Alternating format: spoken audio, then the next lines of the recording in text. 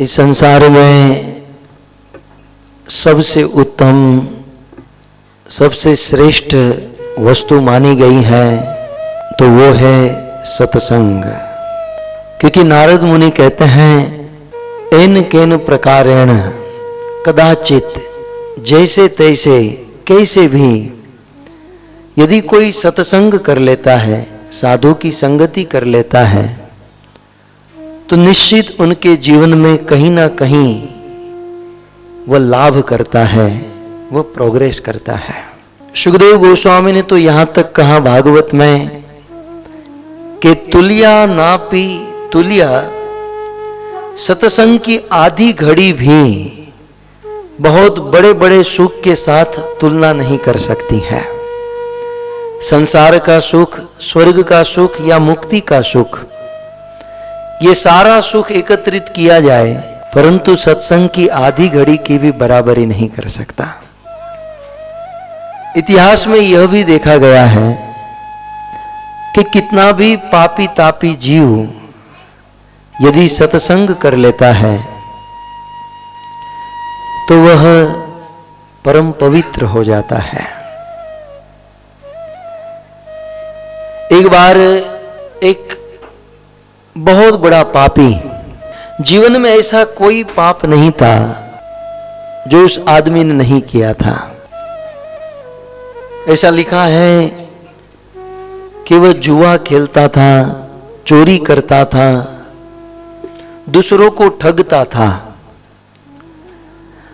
अनेकों प्रकार की निंदा, अनेकों प्रकार से गलत गलत कर्म में वह उलझ चुका था। और उनका सबसे बड़ा शौक था किसी स्त्रियों की संगति, नृत्यांगना के साथ रहना। ध्यान से सुनिएगा, वो बहुत बड़ा पापी एक दिन किसी स्त्री के पास जा रहा था, हाथों में गुलाब लेकर, रोज डे शायद होगा उस दिन, तो हाथ में फूल लेकर, गुलाब लेकर वह अपनी प्रेमिका से या किसी स्त्री से मिलने जा रहा था। और उसी समय अचानक बारिश होने लगी, वर्षा होने लगी। असमय में वर्षा होती है तो कीचड़ सा हो जाता है, क्योंकि माटी के ऊपर पानी होता है तो कीच मच जाता है। तो अपने उस गुलाब को बड़े संभाल कर जा रहा था, लेकिन बीच में ठोकर लगी, गिर गया और वह गुलाब कीचड़ में बिगड़ गया। इतना सुंदर लाल रंग का गुलाब गिर गया कीचड़ में, अब क्या करें। सोचा कि प्रेमिका के पास जा रहा हूं, गुलाब तो लेकर ही जाऊंगा, क्योंकि रोज डे जो था। लेकिन अब रात के 12 बज गए हैं और रात को 12 बजे गुलाब कहां से मिलेगा, फूल कहां से मिलेगा। तो वह अपनी प्रेमिका के लिए गुलाब लेकर जा रहा था, कीचड़ में गिर गया। अब क्या करें क्या करें, रात को 12 बज गए, रोज डे जो था, और 12 बजकर ठीक 1 मिनट को देना था।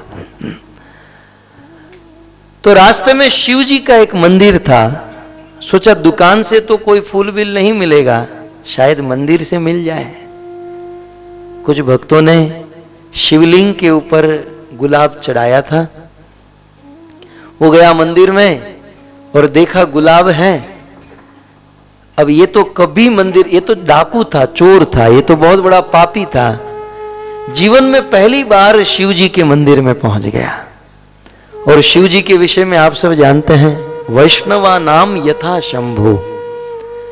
हम सब तो नाम के वैष्णव है। सच्चे वैष्णव या सभी वैष्णवों के शिरमोर यदि कोई है तो वह देवाधिदेव महादेव है। तो कुछ घड़ी शिव जी की संगति हुई, शिव जी के मंदिर में गया और वो गुलाब वहां से आजू बाजू देखा, कोई था नहीं, गुलाब उठा लिया और गुलाब उठाकर अपनी प्रेमिका के पास चला गया और जो भी करना था उनके साथ सब किया। बस जीवन में इतना ही कुछ सत्कर्म किया था इस बंदे ने।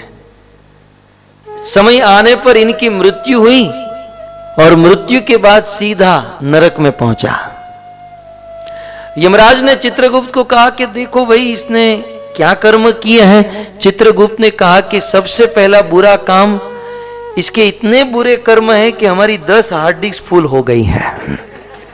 इसलिए पहले तो इसको इतना पीटो, इसने हमारा हार्ड डिस्क बहुत बिगाड़ रखा है। तो बोले ये बहुत पाप किया है, शराब पिया, मांस खाया, जुआ खेला, झूठ बोला, दूसरों को ठगा, बहुत। तो बोले कोई अच्छा काम किया है? चित्रगुप्त ने कहा कोई अच्छा काम नहीं, लेकिन एक थोड़ा सा काम अच्छा किया। बोले क्या? बोले शिव जैसे महात्मा की, शिव जैसे महान वैष्णव की संगति किया है, और वो भी 2-3 मिनट के लिए। यमराज जी ने कहा शिव जैसे वैष्णव की संगति किया है, तब तो इनको फल देना होगा। यमराज जी ने निर्णय किया कि भाई जीवन भर पाप किया है, तुझे नरक में जाना होगा, लेकिन शिव की संगति की है, वैष्णव की संगति की है, सत्संग तूने किया है 3 मिनट के लिए, इसलिए तुझे 3 साल हम स्वर्ग में रखेंगे। आप विचार करो, 3 मिनट का सत्संग तो 3 साल के लिए स्वर्ग मिला। हम यदि घंटों भर सत्संग करें या जीवन भर सत्संग करें तो क्या नहीं हो सकता। ये सत्य घटना है, इसका प्राण अंत में है। आप सबकी आंखें खुलने वाली है आज, है? तो बोले तू तो नरक में ही जाएगा, लेकिन शिव का सत्संग किया है, इसलिए तुझे 3 साल के लिए हम स्वर्ग में भेजेंगे। तो पहले नरक में जाना है कि स्वर्ग में जाना है? अभी संसार में 2 टाइप के आदमी होते हैं। कुछ लोग बुरी चीज पहले खत्म करते हैं, अच्छी चीज बाद में संभाल के रखते हैं। नहीं, सिगरेट बीड़ी पीने वाले जो पहले वो टूट गई है वो पहले पी लेते हैं, अच्छी बाद में बचा कर रखते हैं। तो लेकिन कुछ लोगों का स्वभाव होता है कि पहले अच्छी चीज भोगे और फिर बुरी चीज। इसने कहा एक काम करो, मैं पहले 3 साल स्वर्ग में जाना चाहता हूं, फिर आपको जितना नरक में पिटाई करनी है मुझे करना। यमराज जी ने इस बहुत बड़े पापी को स्वर्ग में भेज दिया और 3 साल के लिए स्वर्ग के जो राजा इंद्र थे उनको कहा कि भाई आप कहीं तीर्थ यात्रा करके आओ, हम इसको इंद्र के आसन पर बिठाएंगे।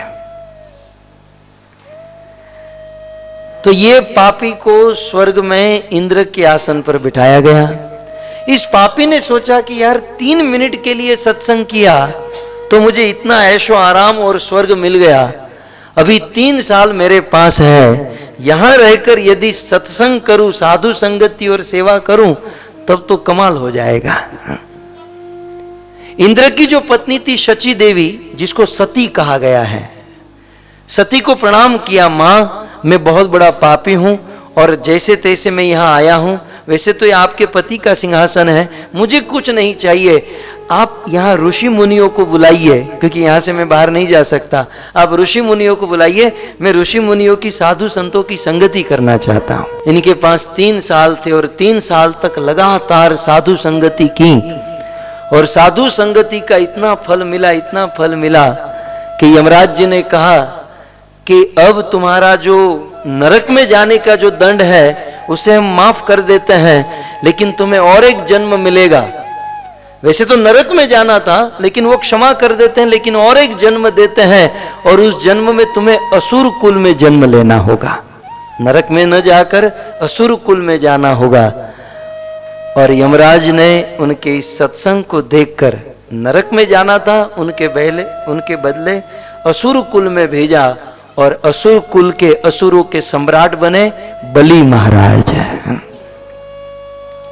कई बार हम भागवत में सुनते हैं कि बलि महाराज असुर है, लेकिन असुर होकर भी जब भगवान वामन देव पहुंचे तो उन्होंने अपना सब कुछ दे दिया। असुरों में इतनी सारी बुद्धि कहां से आ गई? जो तप, जो बल, जो पराक्रम, जो शक्ति इंद्र में नहीं देखी गई, वो बलि महाराज में देखी गई। ऐसा क्यों?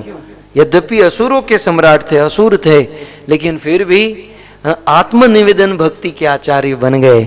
इसका कारण उन्होंने सत्संग किया था।